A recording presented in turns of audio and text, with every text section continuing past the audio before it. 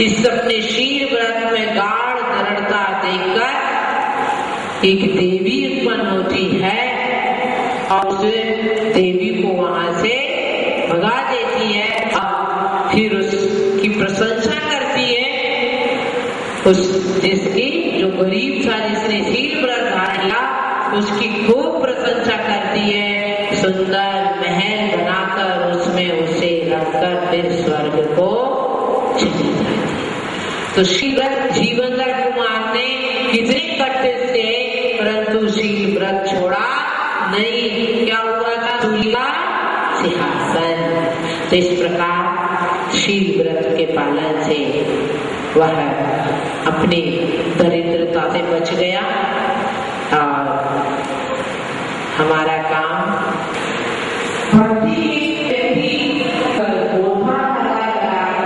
लेके आता है।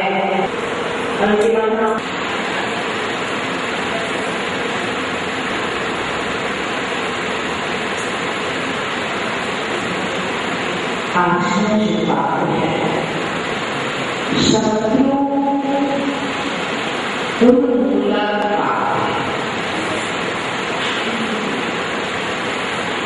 शत्रु उन्मूलन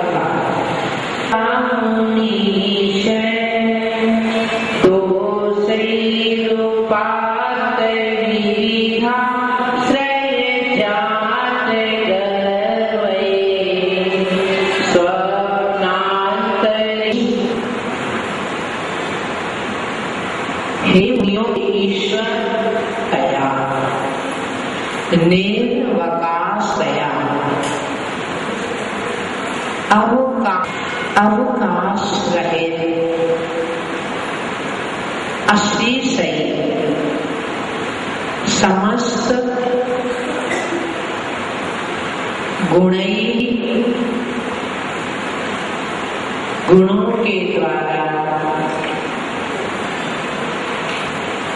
गुणों के द्वारा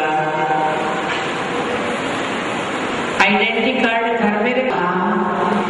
आश्रय को प्राप्त हुए हैं।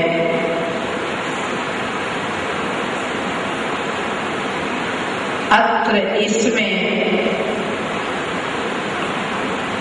कहा क्या?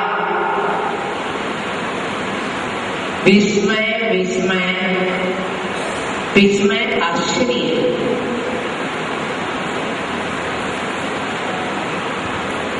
उपात्त प्राप्त किया है। विविध अनेक पुरुषों का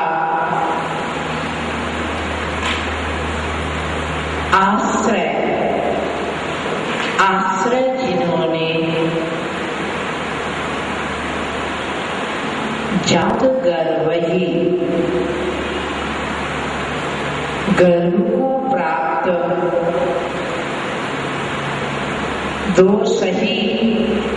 दोषों के द्वारा कदाचित कभी समांतरे स्वप्न में अपि भी ना इच्छित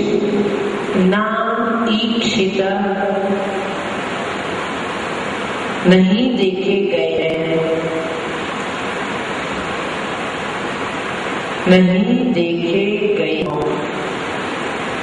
अत्र इसमें भी कहा क्या? विस्मय आश्चर्य है। इसमें विस्मय यानी आश्चर्य है।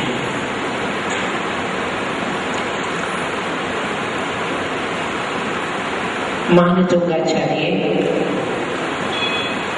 भगवान के गुणों का वर्णन अनेक रूपों में करते हैं।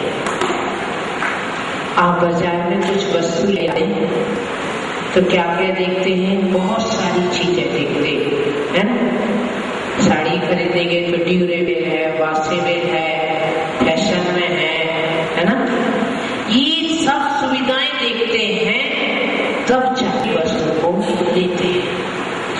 ठीक इसी प्रकार जिस परमात्मा की भगवान भक्ति कर रहे हैं वह परमात्मा किसी भी एंगल से देखो उसका परमात्मा तत्व खंडित नहीं होता है। तो अब वो कह रहे हैं कि भगवान ऐसा लगता है कि संसार में जितने सगुण थे, जितने भी अच्छे गुण थे, उन सबने आपकी आज्ञा ले ली, आपकी शरण को प्राप्त हुए हैं। इस संसार में यह जीव अपने निहित स्वार्थों की पूर्ति के लिए संसार में बहुत शरण लेता, कितनी सारी शरण लेता है, परंतु सब जगह अंत में हताश को प्राप्त होता है ना? बताइए, आप लोग इस शरण में रह रहे हैं, वास्तव में क्या इस शरण में आपको एक जीवन में वह मिलना चाहिए जिससे मानव जीवन सार्थक हो जाए? क्या वह मिला है? नहीं मिला। तो फिर जितने भी गुण थे उन्होंने आपकी शरण ले ली। इसका अर्थ क्या हुआ? यदि हमें गुण प्राप्त करना है तो हमें उनकी शरण लेना पड़ेगी। और आप क्या चाहते हैं कि भगवान के पास तो हम जाएं ना, है ना? और भगवान का मोबाइल नंबर होता नहीं कि उससे बात कर लें। तो भगवान के पास तो जाना चाहते नहीं और गुणों की उपासना करने तो चाहते नहीं, परंतु उस उपासना का जो फल है वो जरूर चाहते हैं ना? ऐसी बात है नहीं? महाभारत में भी एक जगह कथन है कि शत्रुघ्न युधिष्ठिर से पूछ रहे हैं कि धर्मराज इस पंचम काल में क्या वैशिष्ट रहेगा? तो कहते हैं इस पंचम काल में मनुष्य धर्म करना नहीं चाहता है, परंतु धर्म का फल भोगना चाहता है। गणेश जी तो एक हाथ से लड्डू खा रहे और आप दोनों हाथ से खाना चाहते हैं। पुण्य का लड्डू तो दोनों हाथ से दिन और रात, है ना? कहते सामान्य दुकान 12 घंटे चलती हो, ब्याज 24 घंटे चलता है। ऐसे ही पुण्य का फल 24 घंटे भोगना चाहते हैं, परंतु पुण्य की क्रिया दूर से ही नमस्कार, परंतु कारण के बगैर कार्य की स्थिति होती नहीं है। जब तक पुण्य के योग क्रियाएं नहीं करेंगे जीवन में सुख शांति उपलब्ध होने वाली नहीं। तो गुणों का आश्रय जो भगवान है, हमें उनकी उपासना करनी पड़ेगी। उपासना के बगैर, उपासना ही एक ऐसा सरल रास्ता है जहां परमात्मा से संबंध जुड़ता है। एक गृहस्थ को अपनी ओर आकर्षित करना है तो कितना खर्च करना पड़ता है, बुलाना पड़ता है, खिलाना पड़ता है, उसके साथ हाजी हाजी करना पड़ता है, करना पड़ता है। परंतु भीतराग भगवान की उपासना करने के लिए यह कुछ तो नहीं चाहिए, परंतु मन रूपी फल जरूर अर्पण करना पड़ता है। तो हे भगवान, संसार में जितने भी गुण थे, सद्गुण थे, उन सबने आपका आश्रय ले लिया। आपकी जिंदगी में अब एक भी अवगुण नहीं बचा, क्योंकि जैनी जो लोग हैं, है ना, षड दर्शन में एक जैन दर्शन भी है। षड दर्शन, सांख्य दर्शन, वैशेषिक दर्शन, बौद्ध दर्शन, ऐसी जैन दर्शन है। तो जैन दर्शन वालों ने अपनी परमात्मा की जितनी परीक्षा की है, अन्य दर्शन वालों ने नहीं की। इसीलिए आप यहाँ कह रहे हैं कि भगवान आप में सद्गुण तो है ही, परंतु सबसे बड़ी बात है कि एक भी अवगुण नहीं है, क्योंकि सद्गुण तो आप में भी है, किसी अपेक्षा से सद्गुण मेरे में है, इनमें भी है, परंतु क्या अवगुण नहीं है ना? पर भगवान का यही एक वैशिष्ट्य है कि सद्गुण होते हुए भी अवगुण का नाम निशान नहीं है। तो सभी एक भी अवगुण आपके पास नहीं है, वो सारे अवगुण कहाँ चले गए?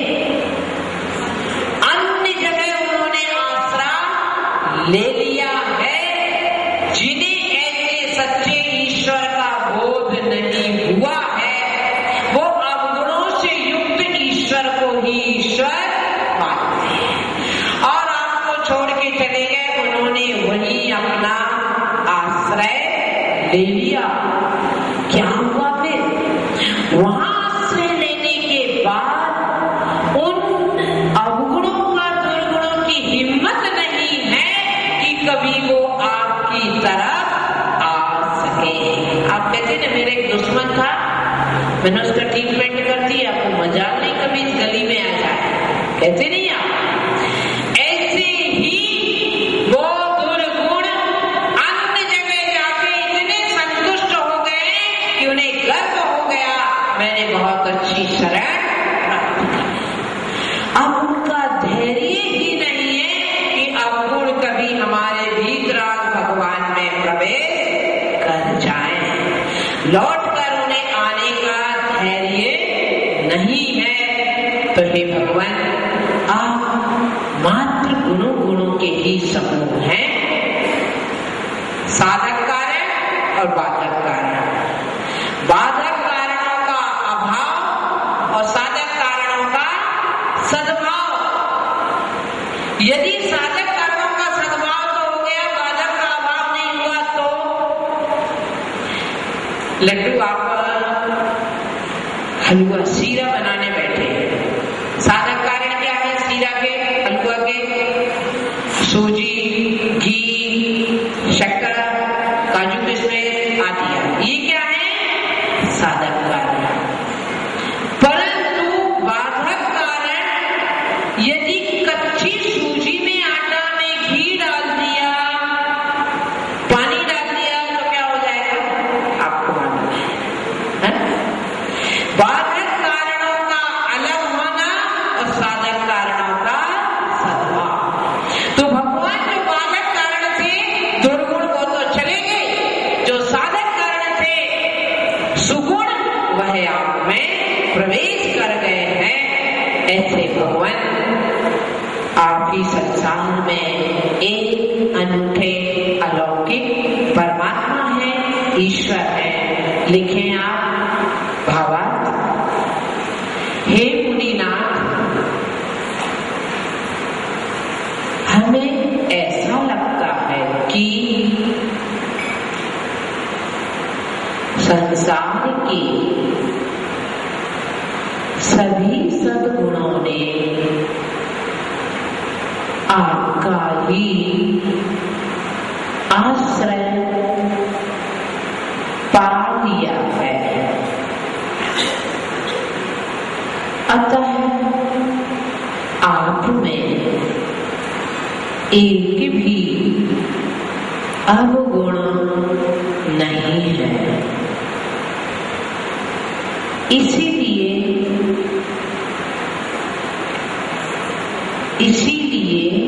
वे सारे दुर्गुण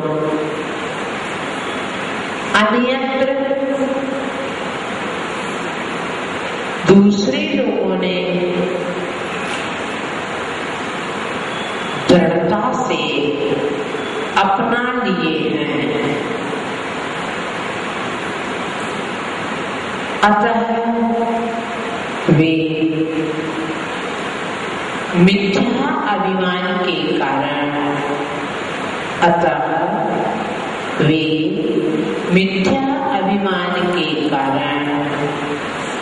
स्वप्न में भी लौटकर आपकी ओर नहीं देखेंगे, आपके पास नहीं आएंगे।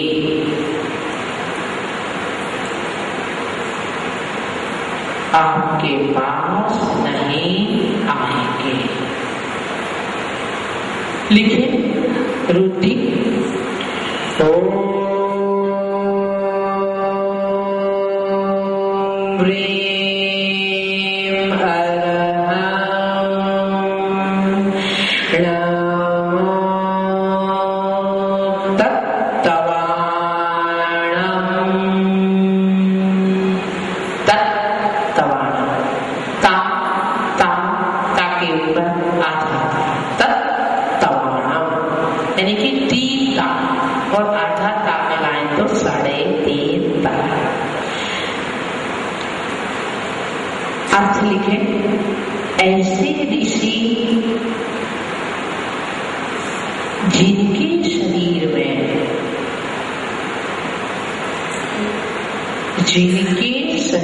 में